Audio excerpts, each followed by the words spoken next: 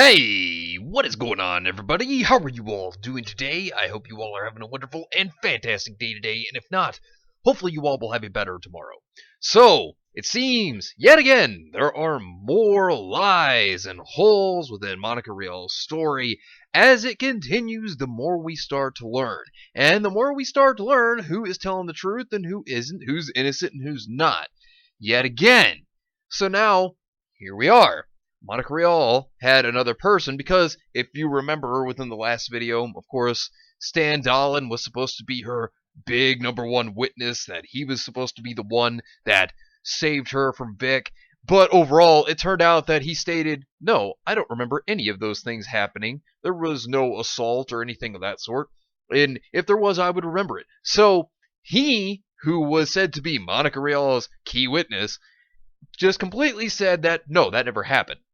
So that already hurt Monica Rial's story bad enough as it is, and then as things continue to come out more and more, yet again, she has another person who actually has a claim here.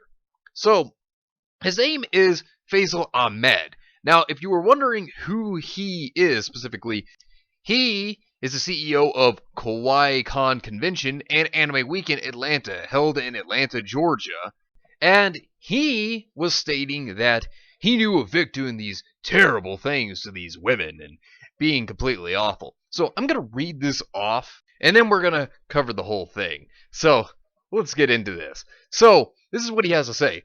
I have known about Mignana's bad reputation with women and convention staff for many years. Around 7 years ago, I was attending the Anime Central Convention in Rosemont, Illinois, and I saw Mignana being overly friendly with a female cosplayer near the Funimation booth.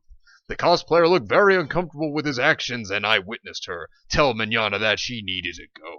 I then witnessed the cosplayer quickly try to run away from Mignana, and it appeared to me that she was removing herself from the situation to avoid a confrontation.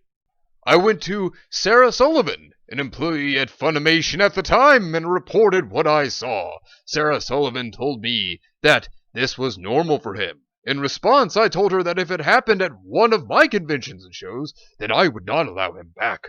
Sarah Sullivan looked extremely exhausted and told me that I can make a complaint about it if I wanted to. I told her, okay. I did not hear anything afterwards about my report regarding Mignana. So let me get this straight. I'm supposed to automatically believe this story when Faisal Ahmed himself has actually been caught on lies before, and he actually got in trouble over this. The only reason why he got away with it was because he drew out the case long enough and stalled it out that they just dropped it. Oh yeah, so yeah, I'm supposed to definitely believe this guy because, oh, he's telling the truth. Yeah, no, he's not telling the truth. And this is very obvious. But also at the same time, here's another thing that makes a story completely off. So let's go into this. So this is what he continues to say in his statement. Our volunteers, Erica McCord, in guest relations was also Mignana's personal handler/assistant. She would fly with Mignana and accompany him to other conventions as well as the Star Trek Continues set. This volunteer was a die-hard fan and admirer of Mignana, and I witnessed her defend him many times. Someone complained about him being a diva or too demanding. However, one day she came up to me and said that while she loved Anime Week in Atlanta and wanted to keep volunteering in guest relations, she requested not to be assigned to Mignana or work with him directly anymore. She stated that he was not who I thought he was, and when I pushed for more details as to why she felt that way, she was hesitant and uncomfortable to say anything. I believe that she was too scared to say anything further, so I dropped the matter. I learned from someone else last year that Mignana had forcibly kissed her without her consent, and I believe this is why she did not want to work with him. While I was frustrated she did not tell me this sooner, I understood why she was hesitant to tell me because she knew I would not allow to invite him back to Anime Week in Atlanta ever again. Now there's a few vital things that are very important to bring up here. First off, the court, they're going to take him seriously. They're going to listen to his story. They're going to take it seriously despite the fact of his records in the past and also making false stories. They're going to listen to him. Now, they should be cautious, but they are going to listen to what he has to say here. Now, the big thing of all of this is, though, is that while they got his story, the one thing they didn't do was ask for the person he's talking about here. And in this case, Erica would be the one that they should be asking also. So it shouldn't just be him, it should also be Erica McCord that they should also be asking so that they can get her side of the story to make sure that what Faisal Ahmed here is saying is true. And one thing you have to note is that whenever a story like this is told, if another person's brought in here to tell the same story and they say it exactly the same way, then yeah, it's more than likely true because two people saying the same story has more merit behind it than just a whole bunch of stories with different explanations to them. But they didn't ask Erica McCord, and this is what she had to say on Twitter. My name is Erica, and welcome to my TED Talk. 1. Vic Mignogna has never kissed me, nor have I ever told anyone that he kissed or forcibly kissed me. Alright, so that's the first thing she had to say. Here's the second. Vic Mignogna has never paid for my airfare to fly me to a convention. Okay, so that's the next thing. Alright, but then she goes on with more. I have never been afraid of Vic Mignogna. Never been afraid. That's very interesting, then. I did ask not to be assigned to Vic Mignogna at AWA in 2014/2015. I did not make any assertion that I would not staff the event if that request wasn't honored. Okay, alright, very interesting. I have never been a diehard fan of Vic Mignogna. Yet again, very interesting. I have defended him on multiple occasions. The behavior I have defended has been in regards to people calling him a drama queen, diva, or an ass. So, this is her actually saying something, but yet the funny thing is, this doesn't correlate at all with what Faisal Ahmed had said. So for Erica to come out and say this, for her to say that Vic had never kissed her, nor that she ever told anyone that he kissed or forcibly kissed her, that's pretty big. That's a big thing right there, and yet, when you look at Faisal Ahmed, it seems like he wasn't the person that they needed to trust to say anything about the situation.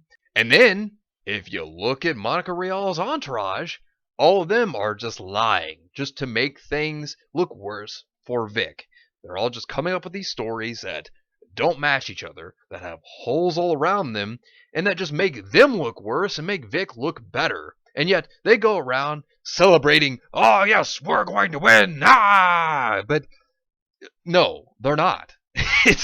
It's not working in their favor at all whatsoever. I don't know how they keep thinking that this is working in their favor when just more and more of the story comes out and it gets worse. But here's the thing, and I want to bring this up because I don't know if they realize this, but the more they tell these lies, which if you are under oath and you are to tell something, tell a story about something, and you are under oath, it is a felony to tell a lie. It is a felony to make up a story and throw it out there. You can actually have prison time from 5 to 10 years for something like this. I mean, this is very serious. You are not to lie under oath because that's the consequence. And to think that they are over here like, oh yeah, well, we'll just make up whatever story and just tell it to the court. Oh, you better believe there's consequences because you could get thrown in prison for that. I mean, I don't know why they haven't even thought about that. I mean, it shows you how crazy they are and how far they try to go to ruin somebody's life. And it is just disgusting, insane, and we are definitely living in clown world. We are watching this clown show go on, and we are seeing them get in their little clown cars and just ramming it straight into a tree, because that is exactly what's going on.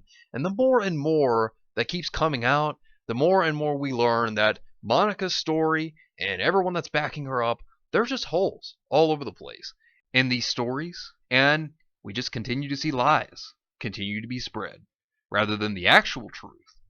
And it shows you how far they would try to go to ruin Vic's life. And, I mean, it's crazy. It's just pure insanity.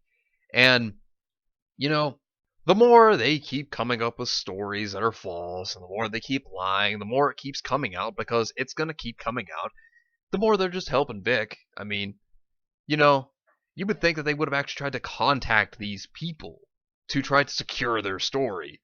But instead, nope. They just make up their own, make it look worse for themselves, and just dig a deeper hole for themselves.